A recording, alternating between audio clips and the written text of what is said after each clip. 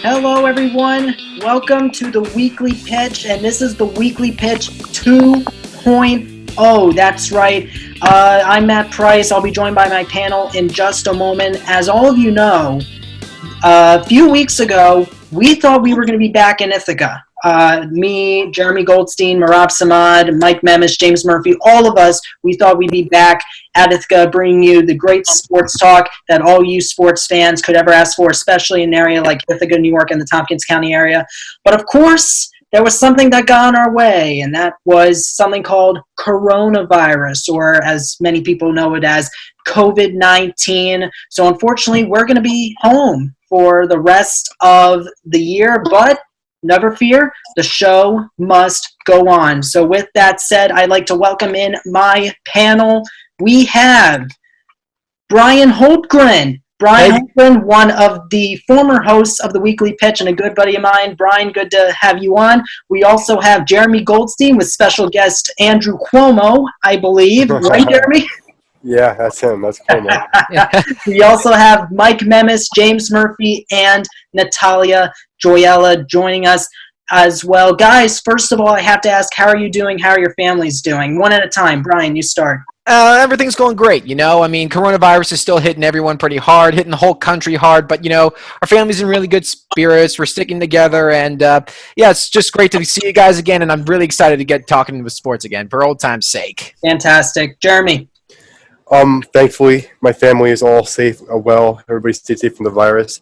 I've kind of taken this with a whole optimistic light. I like to stay updated very closely, and, I'm just taking it a day at a time, but I'm doing well. Very good. How about you, Mike? I'm doing well. My family's doing well. Obviously, this is a difficult circumstances. Everyone got put in. The good thing, though, it's, I have had I started walking around the block, and it's a really nice block. So I've kind of, reveled in the kind of small things during this time. How about you, James? We've been doing pretty well here. It's Easter in the Murphy household, so we've been doing some Easter eggs. We're also getting ready for the big day on Sunday, so good to have some form of consistency here. And, of course, Natalya, how are you? Doing well.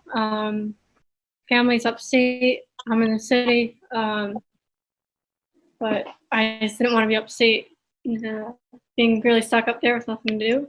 There's really nothing to do.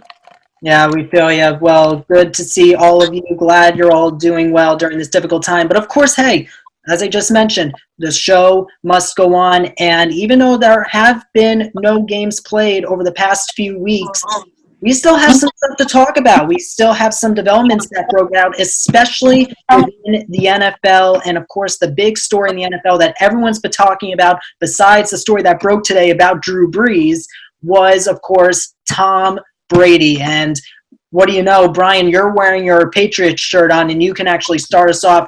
Tom Brady, 2-year contract. He decided to leave the Patriots.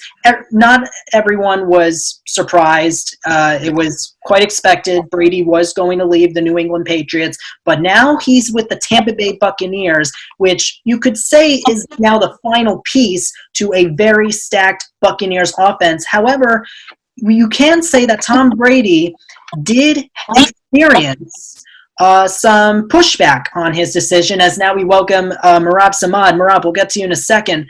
But Brian, what were your thoughts on this move? When he first made his announcement that he was leaving the Patriots and going to Tampa, I said this, and I stand by this.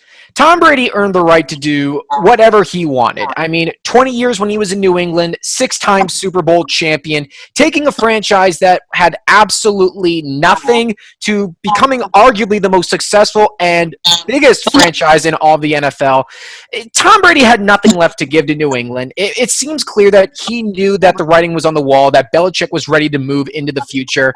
And, I really can't fault him for the decision that he made. It was a pure football decision. The Buccaneers were one of the teams that I was predicting that he was going to go to, along with the Colts and to an extent the Titans, depending on what they did with Ryan Tannehill. But, I think it's a good move for him if he's looking from a pure football perspective. And, best of luck to Tom in Tampa. You know, it's funny that we're talking about this. Natalia, you and I were talking before the show. This was a topic that you especially want to talk about, being the football fan yourself. I mean, you are a big Eagles fan. When you heard this decision a few weeks ago, what was going through your mind? Did you feel like Tom Brady made the right choice? Do you wish he could have gone to another team? Obviously, he wasn't going to come to the Eagles. The Eagles wasn't on his mind. But do you No, wish I he didn't had want chosen another team? Look, I'm an Eagles fan, so I was happy about the news. I mean, we did beat them, recently, but they beat us a few times. So, he's getting older. I either expected him to either retire or move to another team. With all what was going on, it didn't surprise me what was happening. I think it's a good choice for him. Good move. See what happens, honestly. So now my next question is, and this will most certainly go towards Mike and Jeremy, and James, you could even tag along too, is that are the Bucs now the team to beat? Just by signing Tom Brady, are they the team to beat in the not just the NFC South, but possibly in the NFC overall? Because let me tell you, this offense, it's going to be stacked and it's going to be loaded as we enter 2020. Matt, they're not making the playoffs. Really? No. I think Interesting. Brady is significantly worse without Belichick. There's no sense of chemistry. They still lack a running back. The tight ends are inconsistent.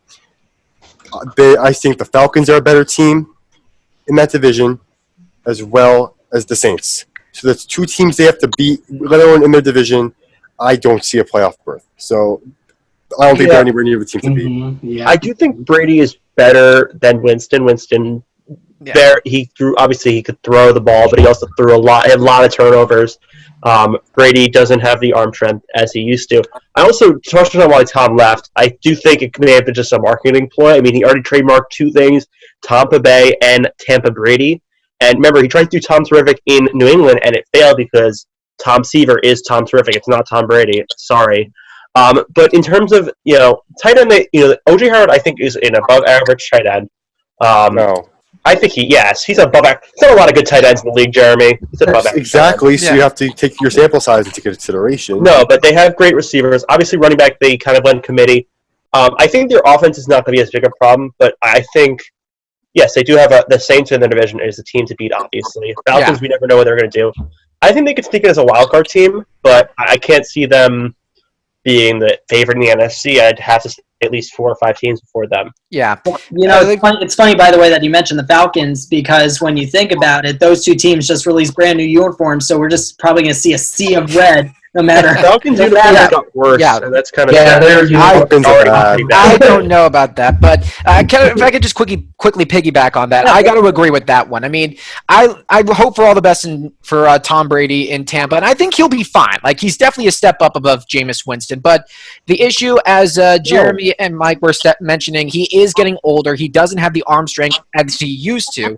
And one of the other things you got to remember, there's like at least several other teams I would put ahead of the Buccaneers right now. I mean, the Saints and obviously Falcons, I could kind of oversee that just a little bit, just because the Falcons, they have been declining a lot these past few years. I mean, 49ers are obviously ahead of them. The Packers, Vikings, the Bears, I think you put above them. I mean, depending on how Bears are.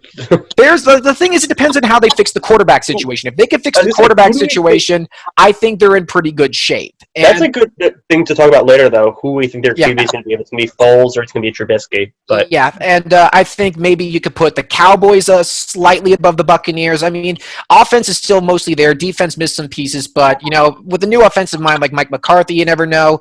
And this will make Natalya happy. But yeah, I'm taking the Eagles still over the Buccaneers. I mean, Tom's going to be the one with everything to prove this year, and we'll just see what happens. We'll get to James in just a second, but first, Natalya, I want you to respond to what Bryan just said, as he thinks the Eagles are going to be the champions of the NFC.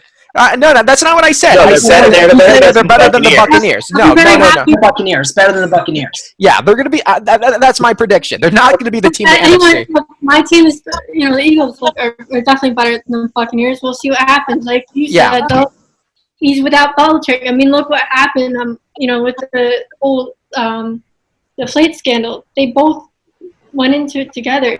They both protected each other. He doesn't have that protection anymore. Well, here's what I would say to that. Like, right now, this is kind of uncharted territory, though, because, this is going to be Tom Brady's first time without Bill Belichick. He's going to have Bruce Arians, who is also a pretty good coach in the NFL. Nowhere near Belichick, mind you. But also, his personality. He's not like Aaron Hernandez, that had trouble getting along with teammates. He seems to be fairly friendly, and he has a popular wife as well, which helps him in general, I think. So it's not just about sports, I don't think, with him. So we'll see what happens. That is a very good point, Natalya. Let's get James and Mihrab in here because those two haven't had a say yet. So, James, I'll let you answer this question because we're on the topic of the Bucs and how I brought up how, could this make the Bucs, whether they make the playoffs or not, could this make them a much stronger, a better, and more difficult team to beat? Do you think the Bucs-Saints rivalry is back? Because now Tom Brady is in Drew Brees' territory and Matt Ryan's territory too, even if the Falcons have had trouble the past couple seasons since they made to Super Bowl 51 and lost Super Bowl 51, do that 28-3 comeback, but that's a whole other story. And it's been nothing but downhill ever since. That's right, Brian. It's been nothing but downhill, but do you see the Bucs-Saints rivalry returning starting this season? I definitely see it returning, especially when you consider that each team has some of the better quarterbacks to play the game. And again, now I do think that Tom Brady, to answer a point earlier, I do think that Tom Brady makes the Saints at minimum a playoff team. Now, Jeremy, I know you have a lot of gripes with this, but ask yourself this. So Jameis Winston had 30 interceptions, not 13, 30 interceptions, right? Yes. So now you're trading that with a guy who probably won't get as many touchdowns, but will have a lot less interceptions. Now ask yourself this. The Bucs went 7-9 last year, right? Mm-hmm. And James had 30 interceptions. Now, say he only threw 15. You think that would make a difference? Not this year, though, because I'm not saying last year's last year. This year, the Falcons vastly improved with their new addition. They got Gurley, who's going to do, I think, will be good for them. I think there are teams in the NFC East who have improved. I think from the Redskins, Giants, Eagles, and Cowboys all got better.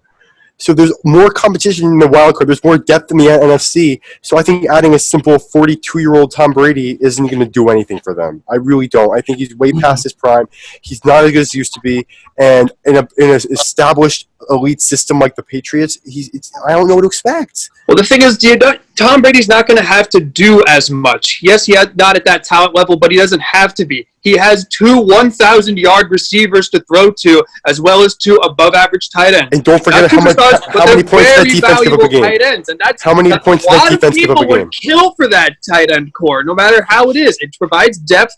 And listen, Brady throughout his career has been known to use his tight ends as safety valve. Whether it was Aaron Hernandez or Rob Gronkowski, Brian, I'm sure you could back me up on this. Whenever they were in a crunch, you could just give it to the tight ends, old reliable, whenever you're in a crunch. Yeah, and that's something that Brady will use to his advantage. And I want to piggyback on the weapons. Like, obviously, that's one of the biggest reasons I think Tom Brady went to Tampa Bay, because of the weapons he's going to have at his disposal. They are light years above anything that is in New England right now. Like, Julian Edelman's banged up and he's going to be in his mid-30s. James White is mostly a running back. Mohamed Sanu's coming off an injury. N'Keal Harry only played 8 games. I mean, if you're looking at the weapons just on paper, Tampa Bay wins it in a landslide. And even still last year, he got to the playoffs with an 11-5 record, AFC East crown with that offense. If that's what he did with that team, in a declining age, mind you, I think he can definitely do more, if not even just the same level that what he did with New England last season. I don't know if it's going to be enough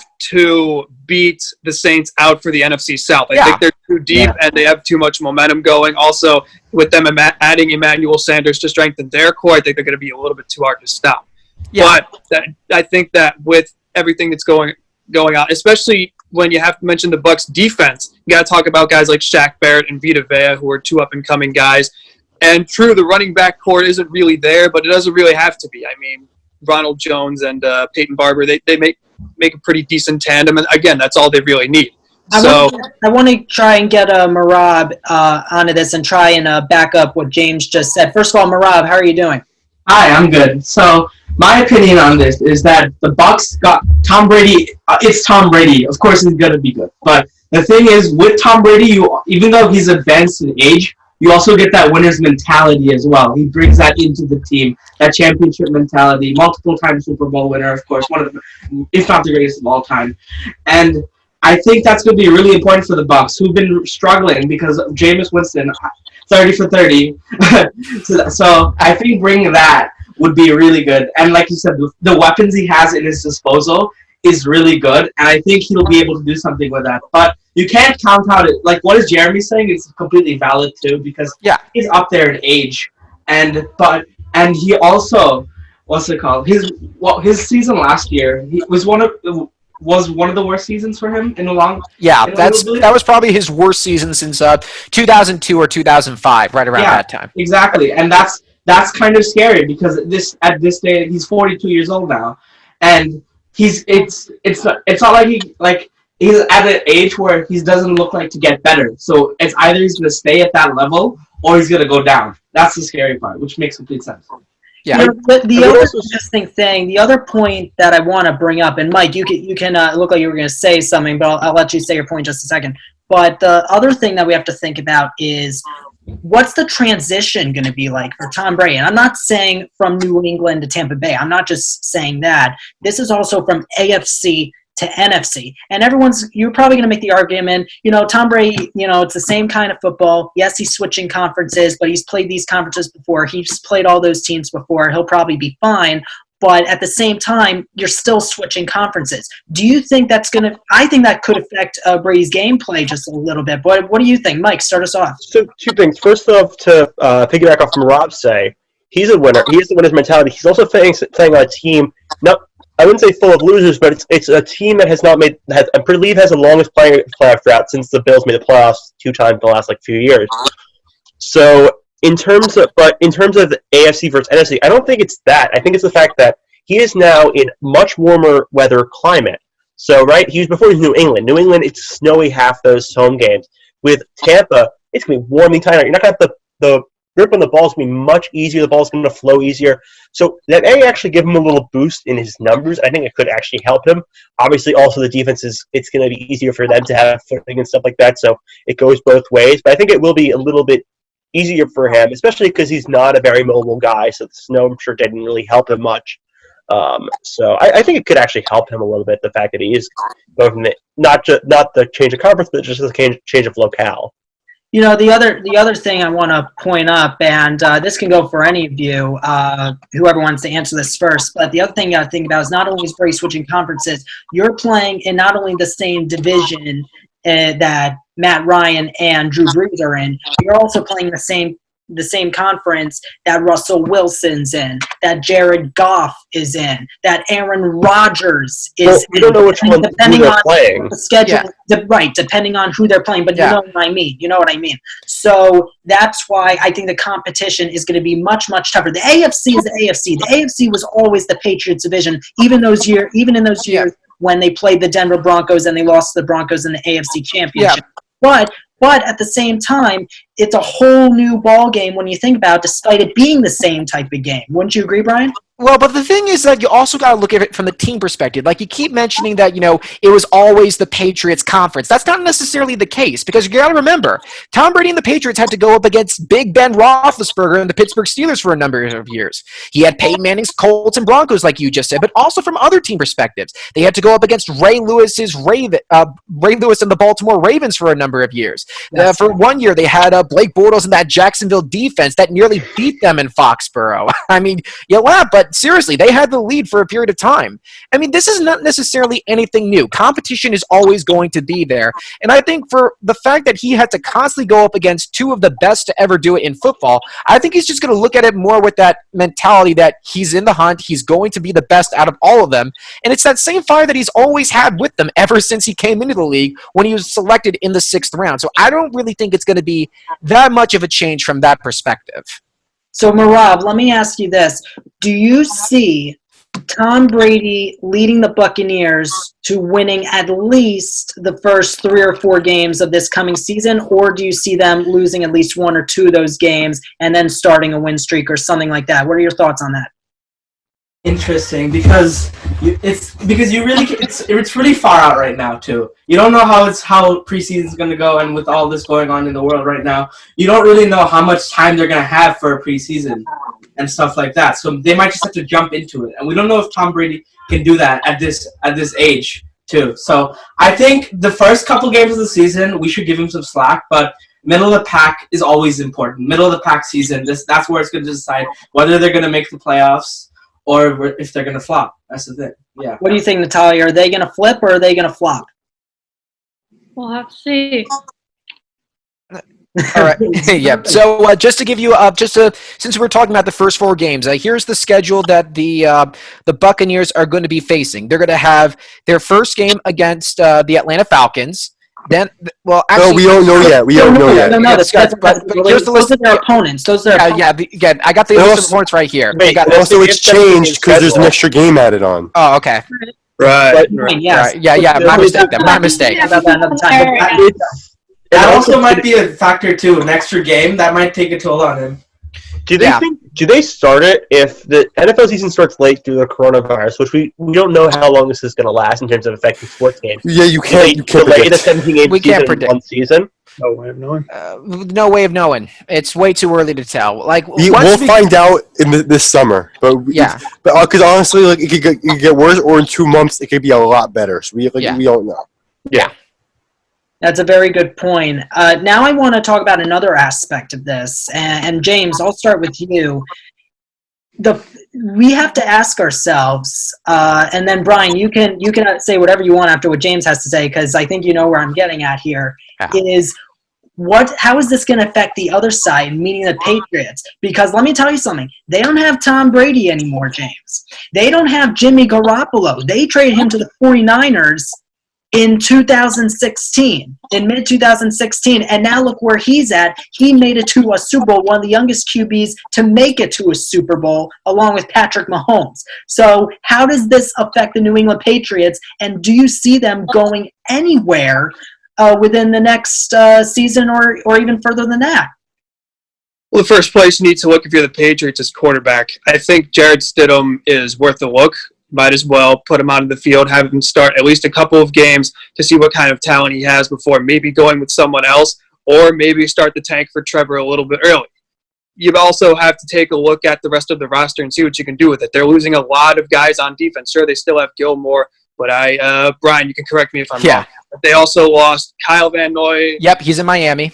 They lost Kyle Van Noy. They lost some guys on the interior, and Nate Ebner, Jamie Collins, Deron Harmon. They lost quite a few guys on defense. And a lot of the guys who did stay are running out of time pretty fast. So biggest things they're probably going to have to take a look at are the wide receivers they have and that defense. Because if you have that strong defense in Jarrett Stidham, you could probably win a couple. But if you can't even have that, it might be pretty hard. Yeah. So what New England should do now, I don't think they are necessarily as big of contenders as they were. They may or may not be playoff contenders, again, depending on how Jarrett Stidham does and how the rest of the roster does, because there is still talent there. Not as much as there was, but there definitely is still talent there. But it's going to take I think it's probably going to take a couple of games into the season for the Patriots to really see whether they can make some sort of push for this year or probably fold and get ready for 2021. Yeah, something tells me this could be like the season that basically the Patriots went through, sort of, when it came to losing Brady in the first game of the season in 2008. They lost Brady in that game to the Kansas City Chiefs, and they had Matt Castle, and yes, they went 11-5, but they weren't the same Patriots. They were not. I think it's different. This is a much different team now, and we all know that. But the different situation, though, is that they were coming off a season when they went 18-1 and were one David Tyree catch away from winning the Super Bowl. So, I mean, with all that talent that they had around Matt Castle that year, I mean, like, that was sort of somewhat expected. But for me, like, the whole thing with Jarrett Stidham, I think, in all seriousness, it's the right call that you need to make in that situation because for two reasons. Number one, Bill Belichick is someone who is always looking towards the future. I mean, according to reports, he was the one who wanted to make Jimmy Garoppolo the starting quarterback until it was ultimately decided they went with Tom Brady for that season, which I think in hindsight really was the right choice considering they made 2 Super Bowls and won one of them. But also because they should have held on to Garoppolo, by the way. They should have held on to him because or they got a bigger package for them. But was a petty move. It was a move it was a petty move by Bill Belichick. He did not make that to improve. That's just my theory. Yeah, I don't know what it was, but in all seriousness, though, is like the other perspective is also like, what are the other options for the Patriots right now? I mean, Cam Newton. I mean, Cam Newton's health is always has been a question for these past few years, and his attitude hasn't always been the greatest. Andy Dalton is just terrible. I don't care if it was the Bengals. He's just not good quarterback. Jameis Winston, who James just lovely pointed out, threw 30 interceptions last season. Philip Rivers, who was past his prime and signed with the Colts. I mean, if you're Bill Belichick, like, what are the other what do you need to do? Like, it's really like at this point, you just start slightly rebuilding for the future, see what you got with Stidham, and maybe he's your quarterback for the future. Or better yet, you draft a quarterback next year, or who knows, you go for Deshaun Watson, depending on what happens with the Texans. But I think right now, going with Stidham, I think, is the safe move and the total Belichick move to make. Do you see Brian, just to keep with you for 1 second, do you see the Patriots going to the playoffs this year, or do you see them just spinning in an up and down regular season? I honestly don't know the answer to that. It all really depends on how Stidham does. But I still think they should be a slight favorite in the AFC East just because it's Bill Belichick, and we've seen him work his magic plenty of times before. So you give him the benefit of the doubt on that end. But, Jeremy definitely disagrees with you. Yeah. Jeremy, come on. Brian, reality check, okay? Go ahead. Can I just finish my point real quickly? Yes. My final point is that I think the Bills should right now on paper be the favorite, and I could definitely see them winning the East next year. But, like, all I'm saying is don't count out Belichick just yet.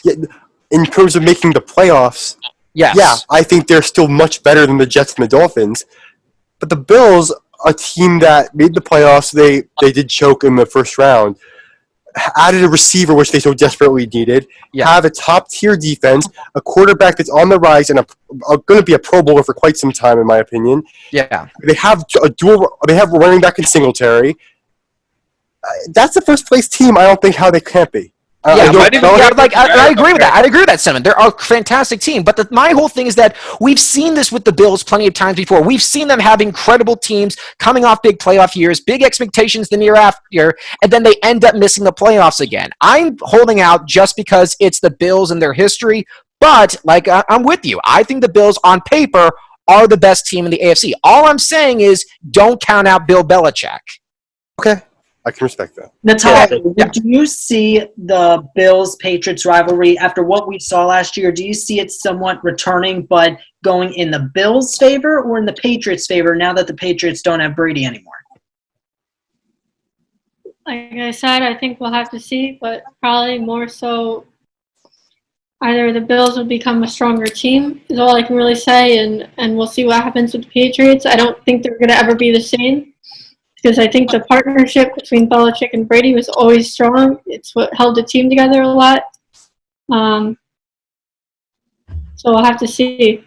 You know, it's great that you brought that up, Natalya, because when you think about it, guys and gal, is that there's not going to be another Tom Brady.